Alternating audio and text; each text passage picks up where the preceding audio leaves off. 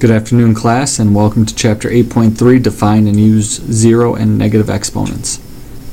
So we've talked about a couple different rules that you should hopefully have down on your note card, and what you'll find out is if you go to page 504 in your book, they have all the properties of exponents. So I would make sure that on your note card that you look on page 504 just to make sure that you have all of those down. But today there's two more that we need to make sure we have on our note card, and it's define in I'm sorry, not define, but we're going to use the zero and negative exponents, and I would make sure that you have those down. So let's just talk about the definition. So if we have, let's talk about the zero first. So if we have a to the zero power, okay, a to the zero power is 1. Okay, so anything that we have, okay, to the zero power, it equals 1. Okay, you can plug any of these into your calculator, test it out, take it to the power of 1, or to the power of 0, I'm sorry, and you'll get 1 out on your calculator. Okay, so we could try, 2 to the 0, 1. Okay, anything to the 0 power. So for example, if we had, let's say we had common bases here, okay, and we did our rule, right? Common bases, the product of powers. Okay, we add these together. Well, 2 plus a negative 2, we know that is 0, so this would be really 4 to the 0 power, which would equal 1. Okay, so anything to the power of 0 equals 1. Alright, negative exponents. So let's say we have a to the negative n power. So anytime that you have a negative exponent, you're going to take the reciprocal of that. Okay, just that term. Okay, and that'll make more sense later on.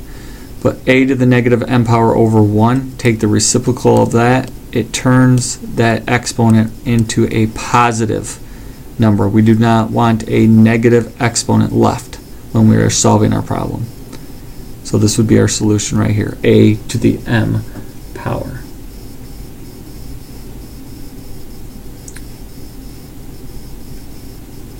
So if we had, for example, negative 8 to the negative second. Well, the first step you're going to take is to make sure that you turn this into a positive exponent. So remember, this is over 1, so we're going to take 1 over negative 8 squared now. And we know that negative 8 squared is 64, so this is 1 over 64. Okay, so we're going to make sure that we turn the exponent into a positive exponent before we solve any information. Okay? So if we have 1 over, let's say, 2 to the negative third, well, we have a negative exponent, so we've got to take the reciprocal of that. So really that would be on the top now. 2 to the third over 1. 2 to the third is 8. We can leave it as 8. Okay, so make sure you get rid of that negative exponent first. Take the reciprocal of just that term.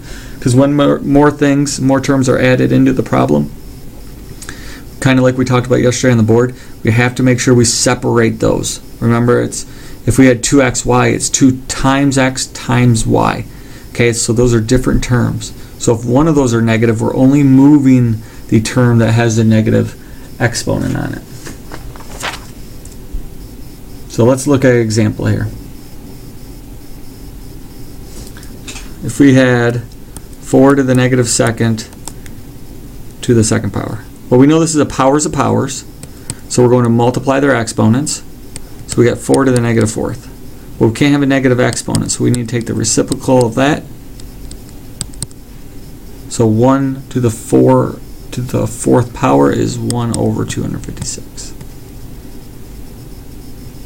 Okay, so work the product of powers first.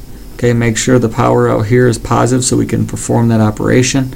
We multiply, we get negative 4. We take the reciprocal of that.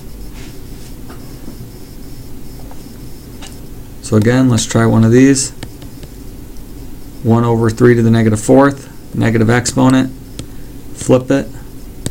3 to the fourth power, which is 81.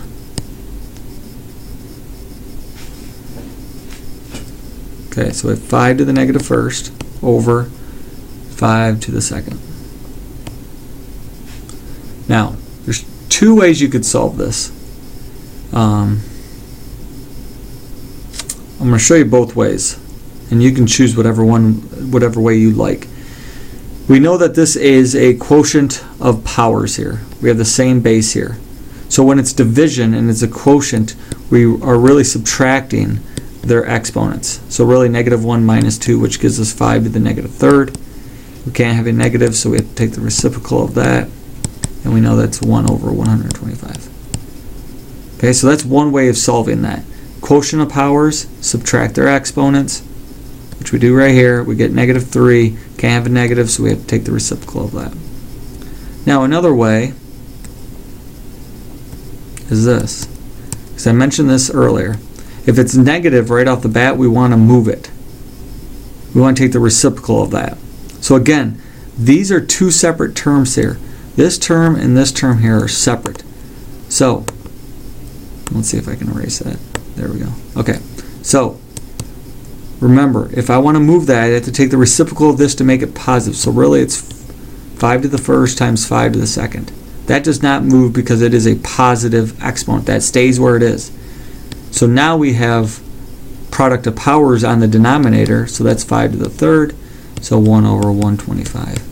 Okay? So whatever way makes it easier for you, however you'd like to do it. We just need to make sure that our exponents are positive in the end.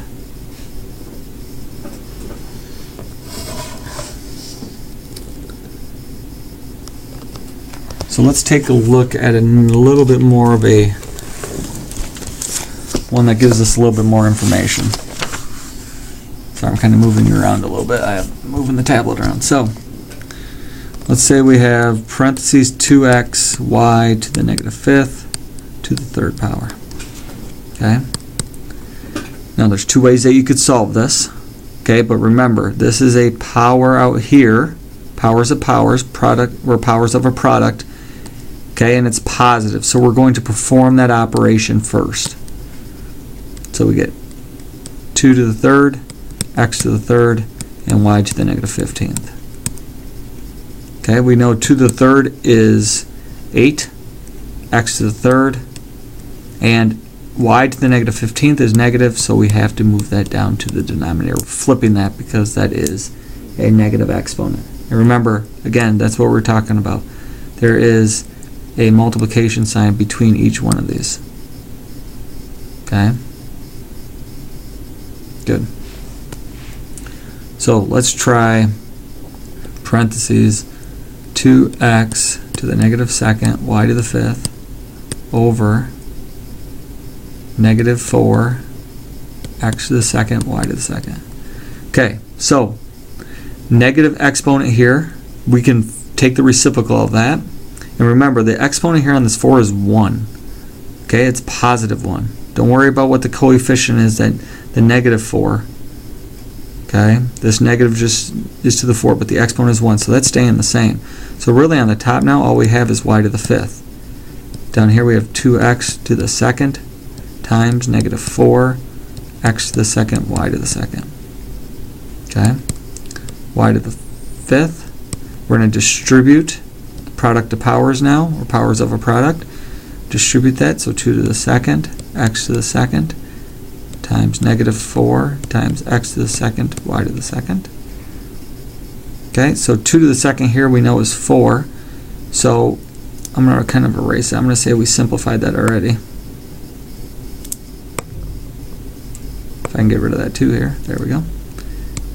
So now I have to perform this operation. 4 times negative 4. So let's say on the top, on the numerator, y to the fifth still. We have negative 16 now. Now, x to the second, okay, product of powers, add their exponents, the fourth, and y to the second. Now, we have a y on the top on the numerator and a y in the denominator, okay. Nothing's negative here, so we don't have to move anything yet, so we can just perform the operation of the quadrant of a power. So we're going to subtract that, so it's really y to the third over negative 16 x to the fourth.